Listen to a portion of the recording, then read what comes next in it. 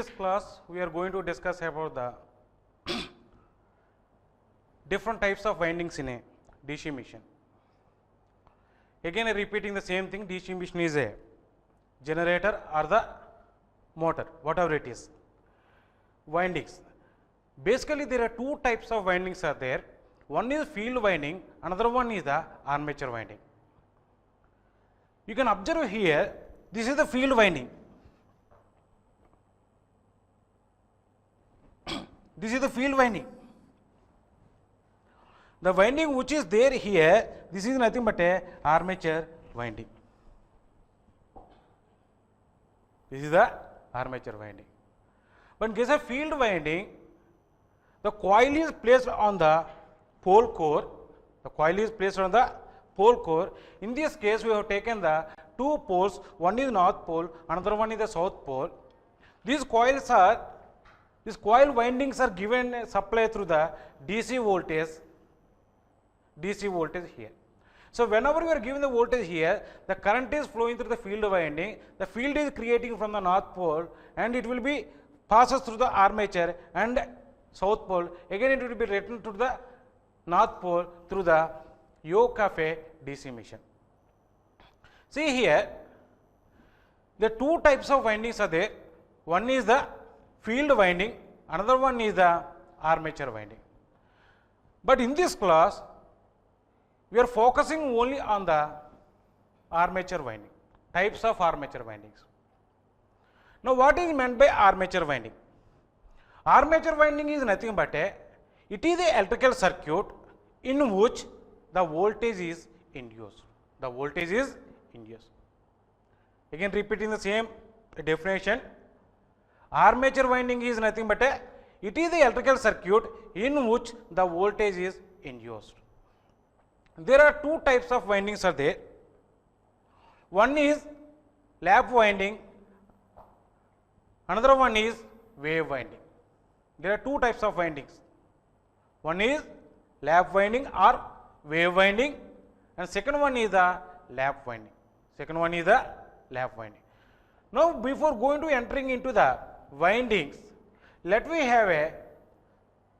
see the single turn coil. This is the single turn generator. If you observe here, only one turn is there, nothing but graphically we can represent this one is there in this manner.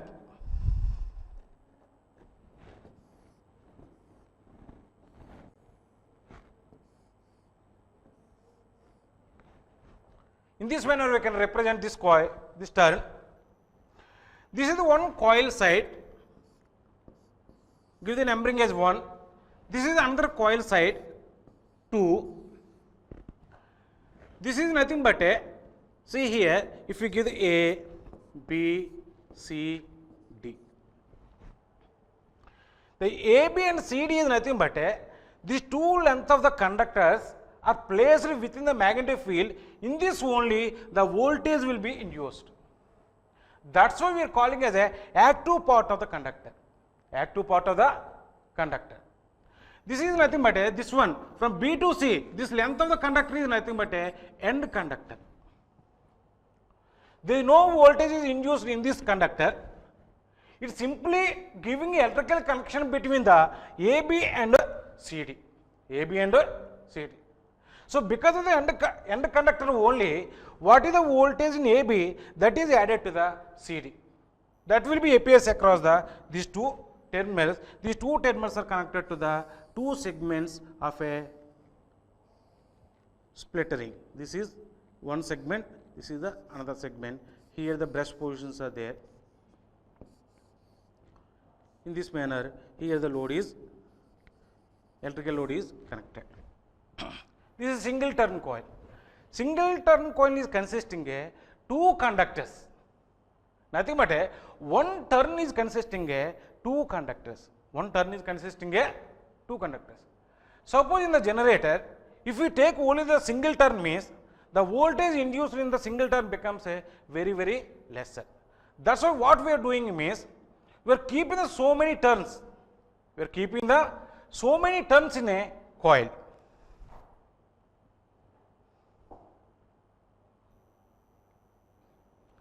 In this case, again this is north pole, this is south pole. Between the north pole, south pole, flux is there. Here, coil. In this case, the coil is consisting a more number of turns. So how we are representing this means, see, this is representing in this manner.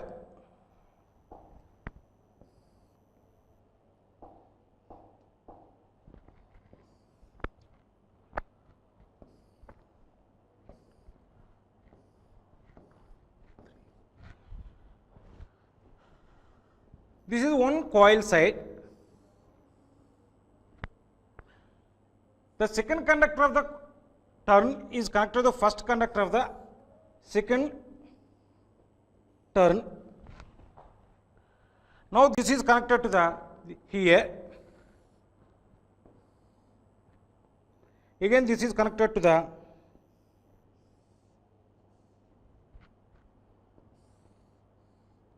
finally you are getting the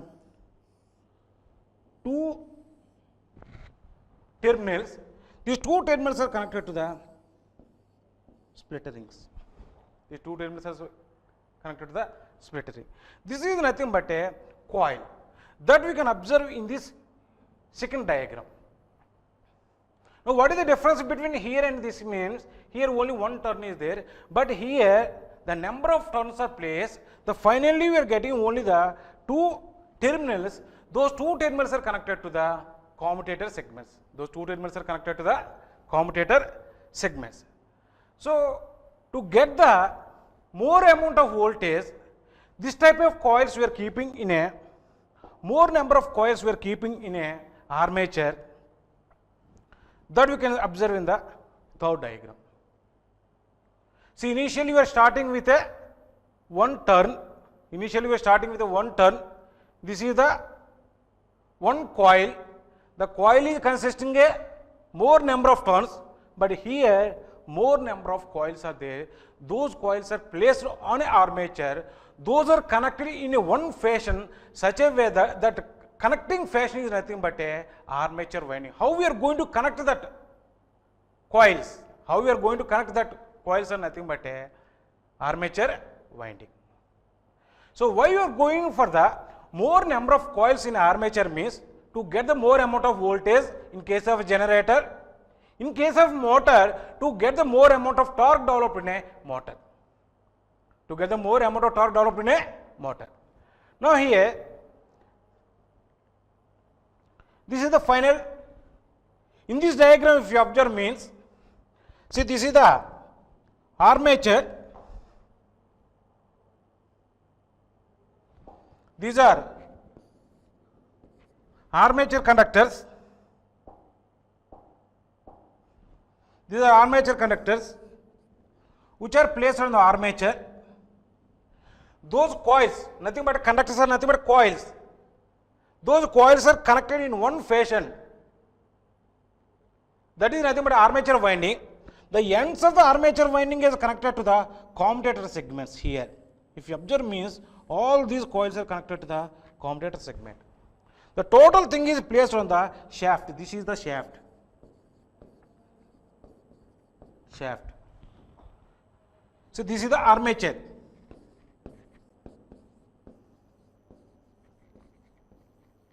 This is the armature winding. Armature winding. So again repeating the same definition of armature winding. Armature windings are nothing but a electrical circuit in which the voltage is induced as per the DC generator is concerned. Generally the armature word we are using, it is the electrical circuit in which the voltage is induced. But basically the armature winding is consisting a number of coils. Those coils are connected in one fashion, such a way that it should meet the required power rating. To meet the required power rating for given type of the load.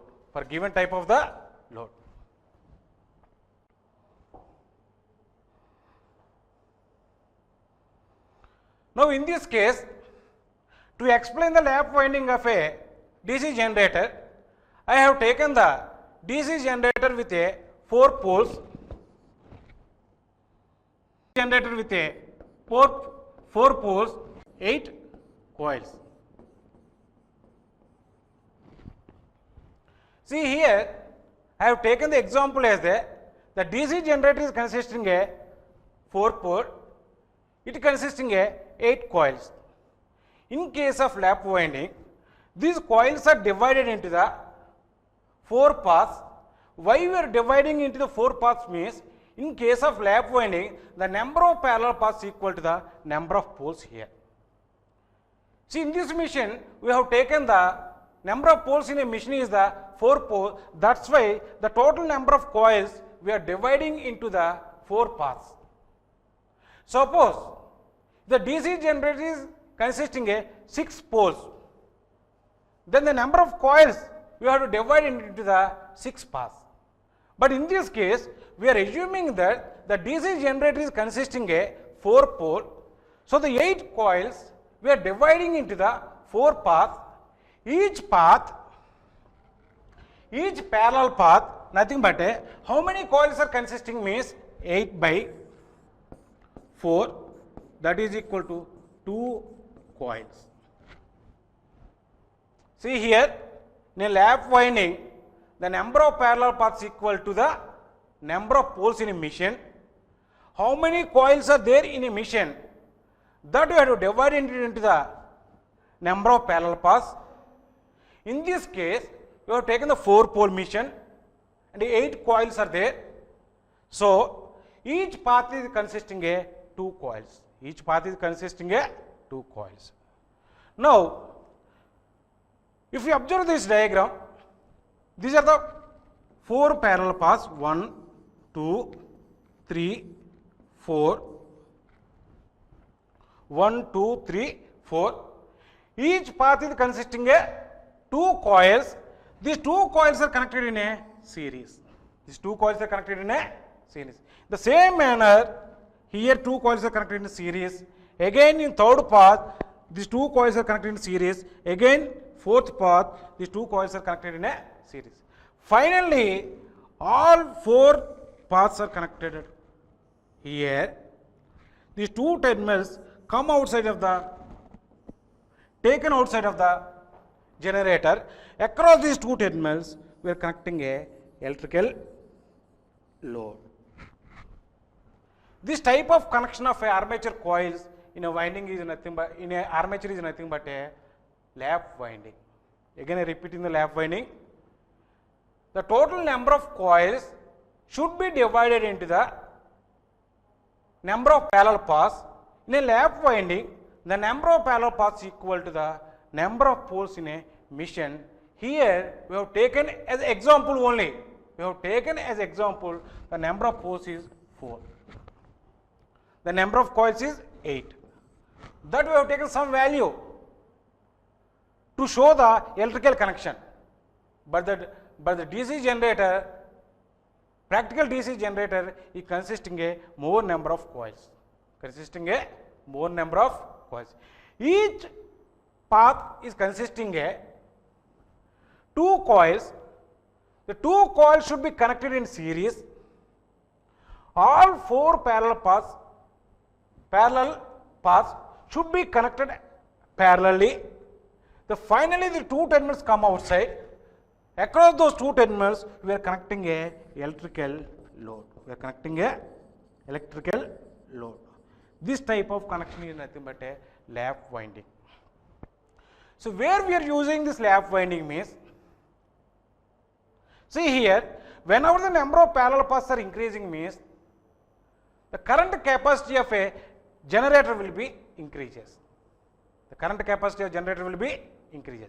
But here, the number of coils are lesser, nothing but 2 coils only. Nothing but what is the voltage here, that is added to here.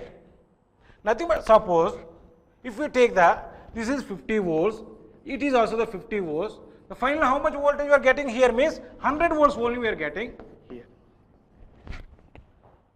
If we take the current rating here, the 4 amperes, here the 4 amperes, here the 4 amperes, here the 4 amperes, total the current capacity is 16 amperes. Nothing but this type of winding we are going for the or we are wounding in a DC generator where the voltage is lesser and current is more. Such a type of loads, if you want to give the electrical power means by means of DC generator means, then we have to wound the armature winding in a DC generator with the lap winding.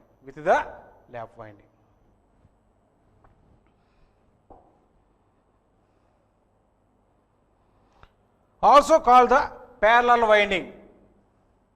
This winding also called the parallel winding. It is used for the low voltage and high currents. The number of parallel paths equal to the number of poles in a DC machine. The application where we are going for this one means the load which requires a less voltage at high currents.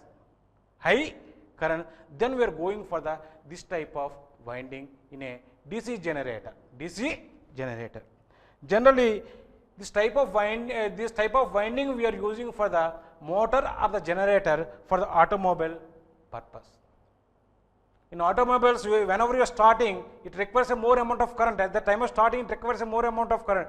That's why whatever the motor we are using in automobiles, if you use that motor as a DC motor, then the armature winding should be wounded with a lap winding.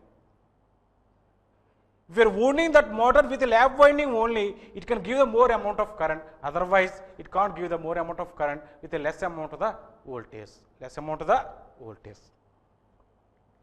Next one is the wave winding. In case of wave winding, irrespective of the number of poles, suppose in the DC generator 4 poles are there or 6 poles are there or 16 poles, how many poles are there? It is not bothering about the number of poles present in the DC generator.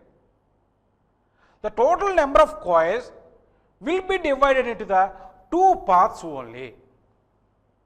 The total number of coils will be divided into the 2 paths. See here, how many coils we have taken here? 8 coils. The same example. 8 coils. So all 8 coils we have to keep in a 2 parallel paths, nothing but a divided by 2 equal to 4 coils in each path.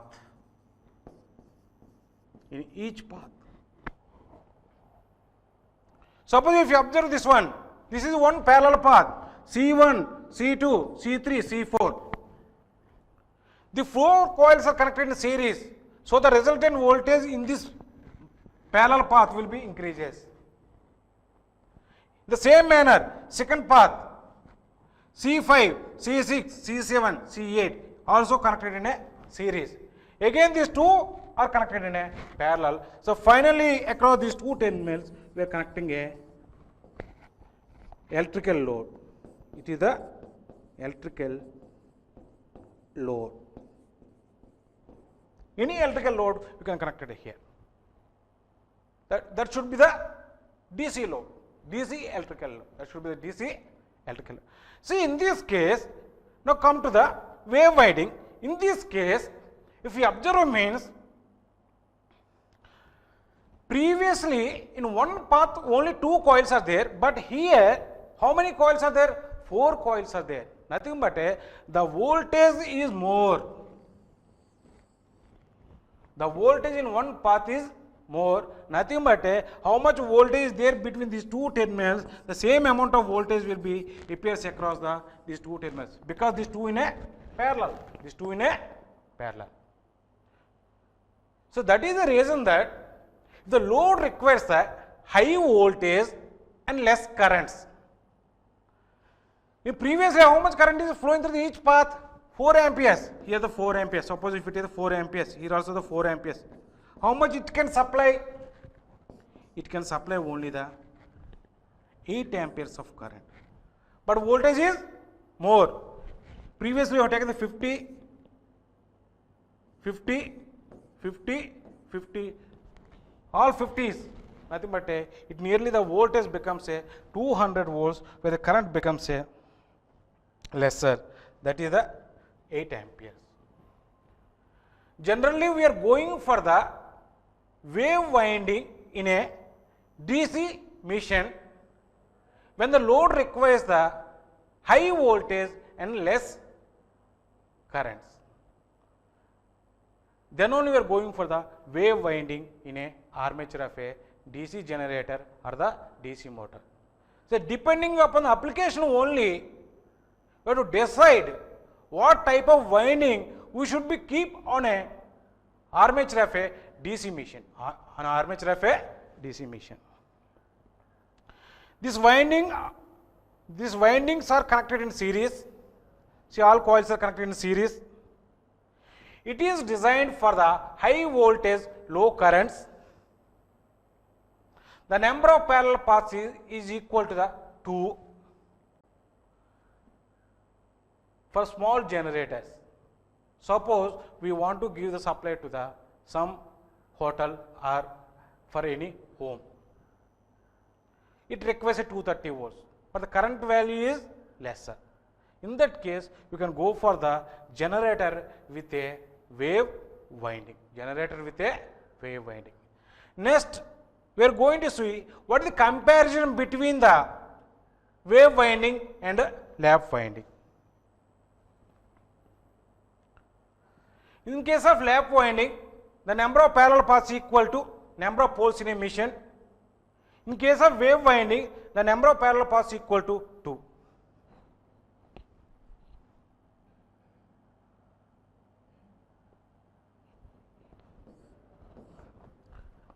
The number of brushes. Suppose if the DC machine is equipped with a lap winding means the number of brushes in a DC machine which is wounded with a lap winding means the number of brushes equal to number of poles in a machine. Whereas in case of a wave winding, the number of brushes equal to 2. The number of brushes equal to 2. Next, dummy coils. So why you are keeping the dummy coils in a DC machine means, see here, suppose this is the armature, this is the armature,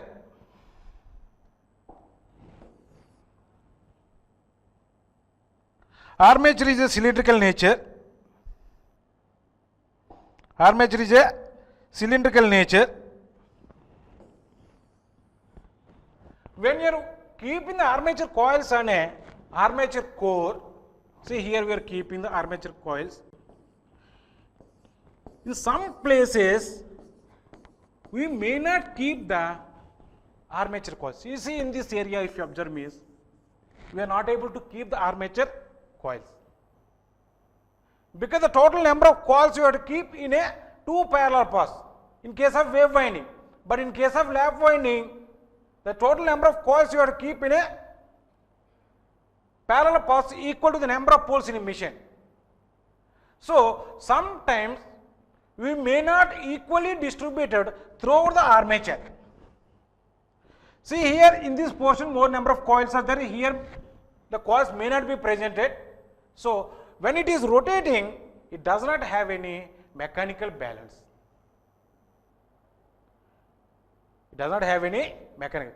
So, to have a mechanical balance, so what we are doing is that even though here no coils are there, we are keeping the dummy coils,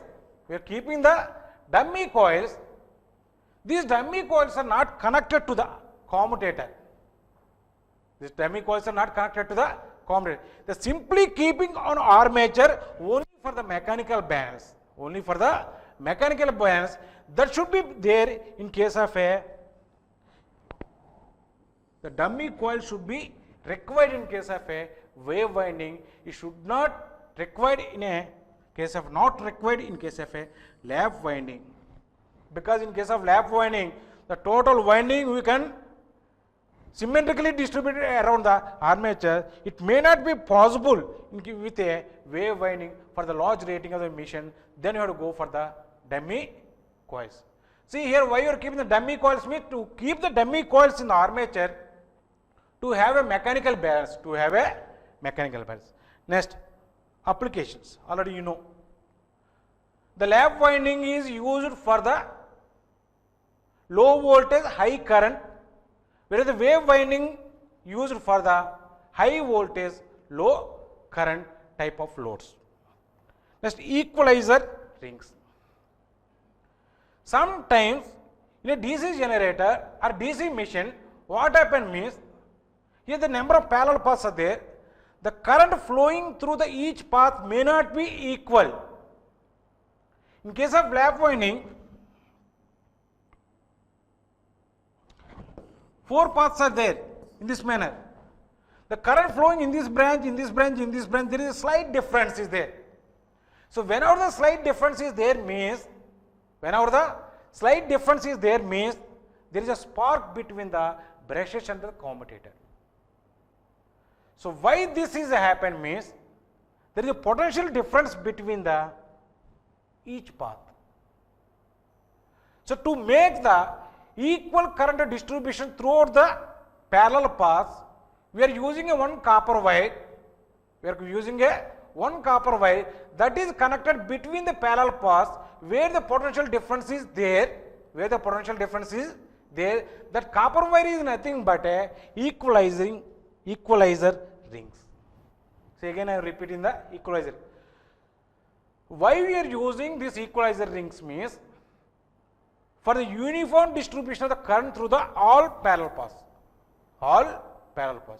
That is happen why this non-uniform current distribution is made there means, that is due to the difference in the potential difference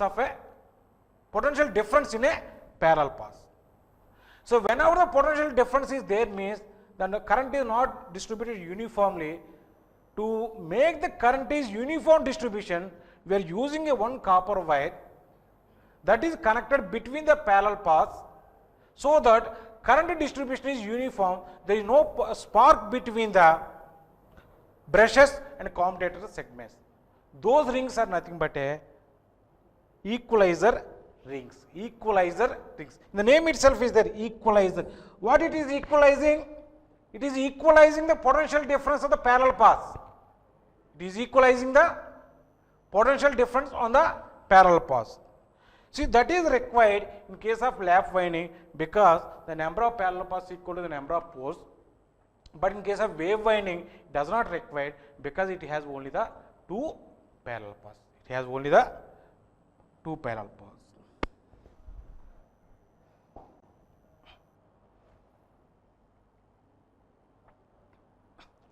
So up to here we have discussed about the armature winding. There are 2 types of armature winding. One is lap winding, another one is the wave winding. In case of lap winding, all the coils we are keeping in a parallel path. The number of parallel paths equal to the number of poles in a machine.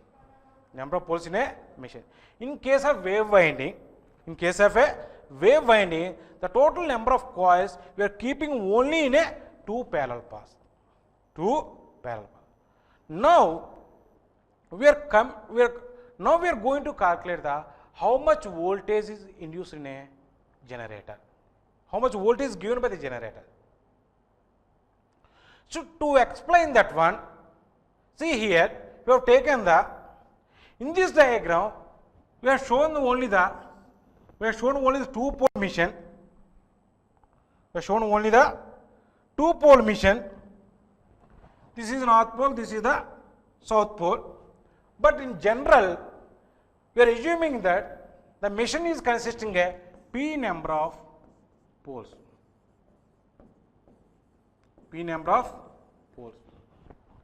Pi is nothing but a flux per pole. We are defining all the quantities.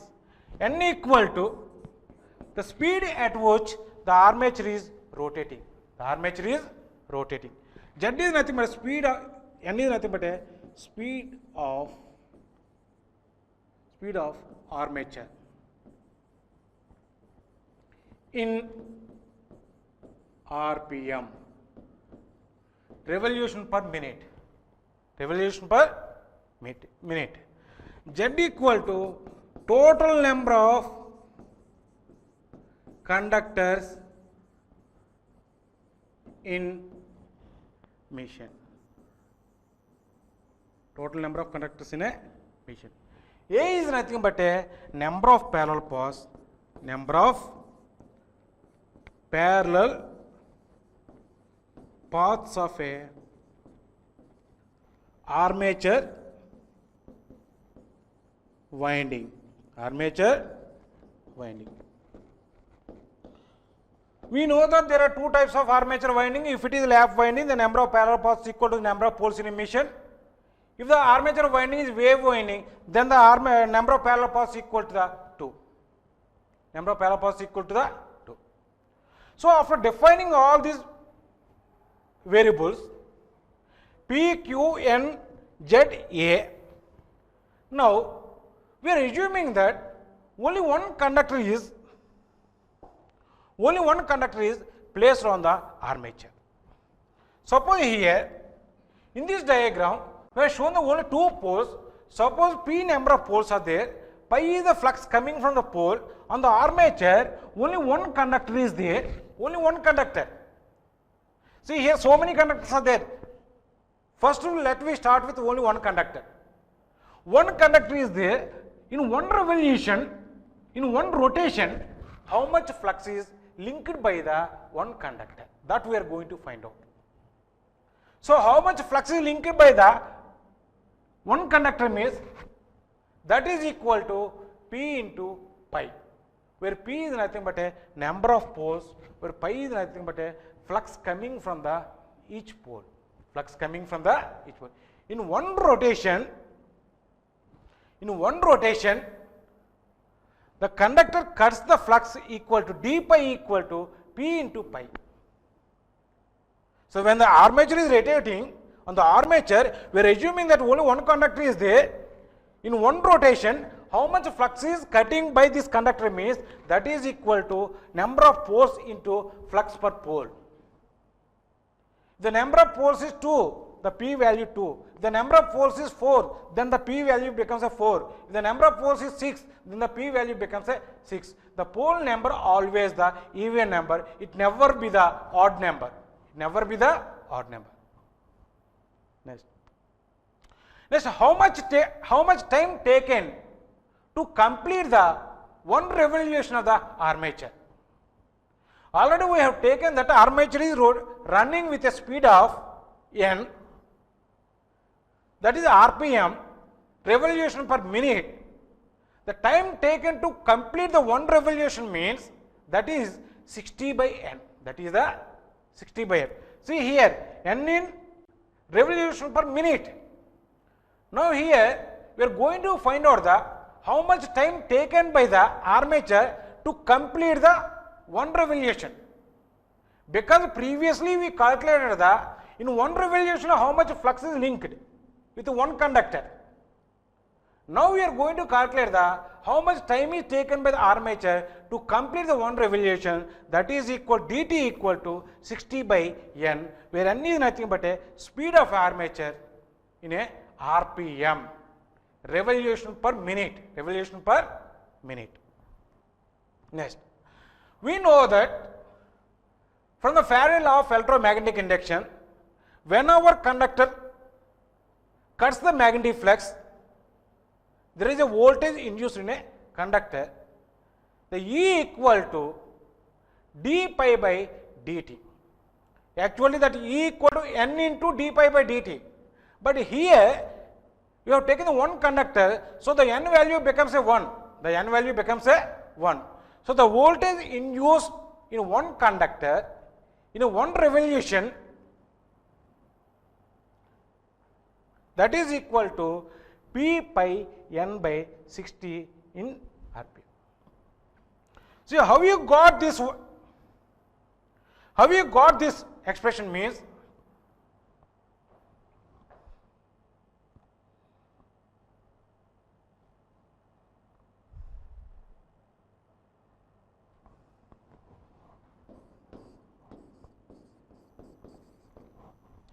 how you got this one means, see, from the Faraday law of electromagnetic induction, E equal to d pi by dt, already we know the value of d pi. Substitute this value here in the numerator. Now you substitute these values dt in a denominator, and Simplify this equation, we are getting the P pi n by 60. P pi n by 60. What it represents? It represents the voltage induced in a one conductor in a one revolution. But a armature is consisting more number of conductors. The armature is consisting a more number of conductors. Next we are going to find out the how many conductors are there in each parallel path.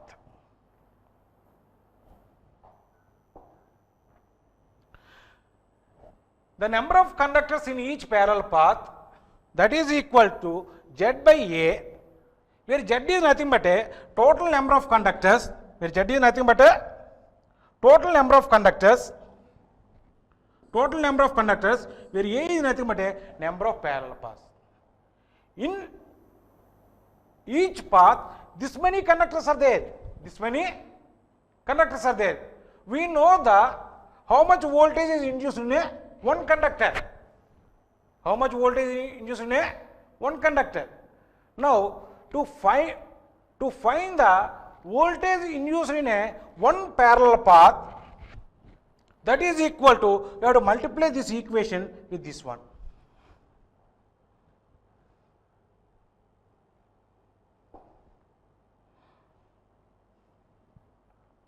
Now the voltage induced in one parallel path, that is equal to P pi n by 60 into Z by A, volts.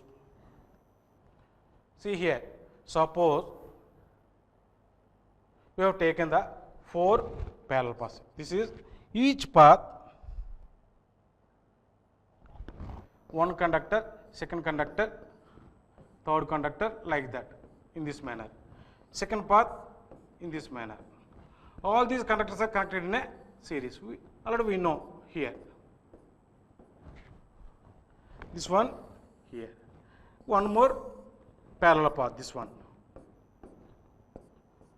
So all of you observe this clearly here. 3 parallel paths. First we found the voltage induced in one conductor. Next we calculate how many conductors in one path. Nothing but this one. The voltage induced in one conductor becomes this one.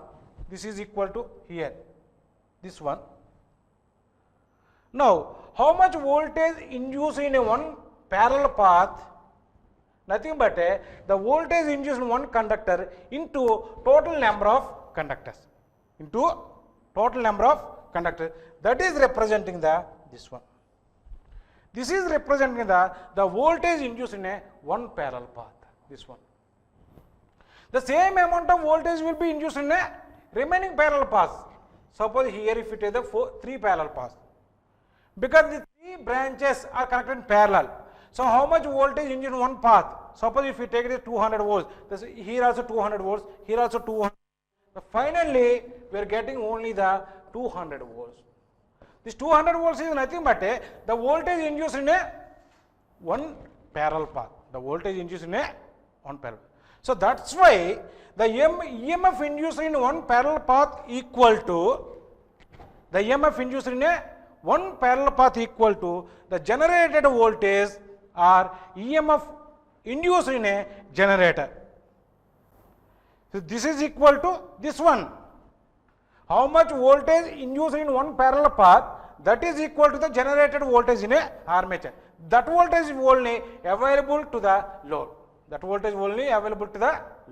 That's why the voltage induced or generated in a generator is equal to Zn pi by 60 into P by A volts.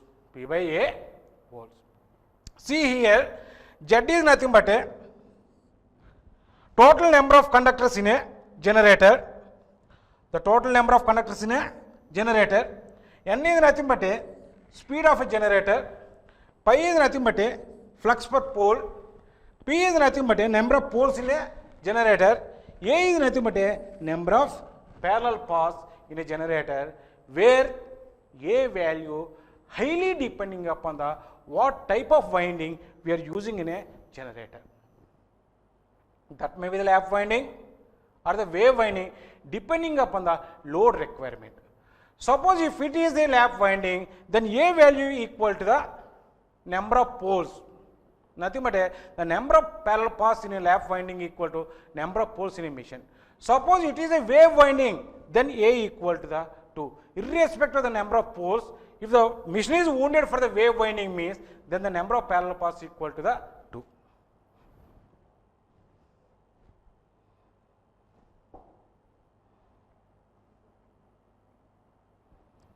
See here, the lap winding means A equal to P, whereas the wave winding means A equal to the number of parallel paths equal to the 2.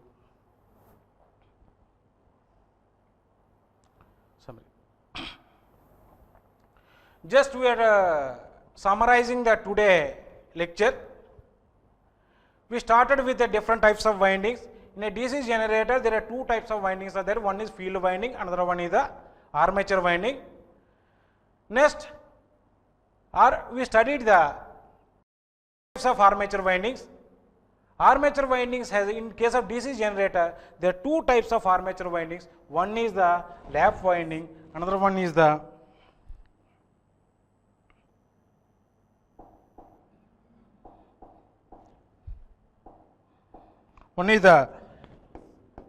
lap winding. The second one is the wave winding. In case of lap winding, all conductors are placed in a number of parallel paths, where number of parallel paths equal to the number of poles in a machine. So the number of parallel paths in a lap winding equal to number of poles in a machine.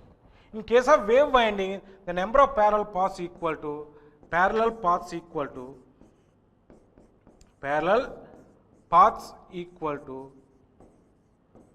only 2. The lap winding is used for the low voltage and high current requirement for the loads, whereas the wave winding is used in a DC generator for high voltage and low current applications. Next, we studied the comparison between the lap winding as well as the wave winding. Next, we derived the EMF equation in a generator. Finally, the EMF induced or generated in a generator is equal to Zn pi by 60 into P by A, where Z is nothing but a total number of conductors, N is nothing but a speed of armature, is nothing but a flux per pole, P is nothing but a number of poles in a machine, where A is nothing but a number of parallel paths. The A value is depending upon the type of winding. If it is lap winding, A value equal to P. If it is a wave winding, then the A value equal to the 2. See, if you observe this equation, once the design of the machine is over, the number of conductors 60 P by A, this parameter is almost all constant. Conductors in a machinery is constant, number of poles is constant, number of parallel paths also constant, this is also constant. Only the two variables are there. EZ is proportional to speed of an armature and flux per pole. Thank you. Now we are going to see some of the questions here. What are the factors affecting the EMF of a DC generator? To answer this one, already you know the EMF induced in a generator is equal to Zn pi by 60 into P by A. From that equation you can say that what are the factors are affecting what is the voltage induced in a generator. How many parallel paths in a lap winding? Assignment questions are, what is the difference between the wave winding and lap winding in a DC machine? Derive the EMF equation in a DC generator. derive the EMF equation in a DC generator. So with this, we can conclude this. We can end this lecture. Thank you very much.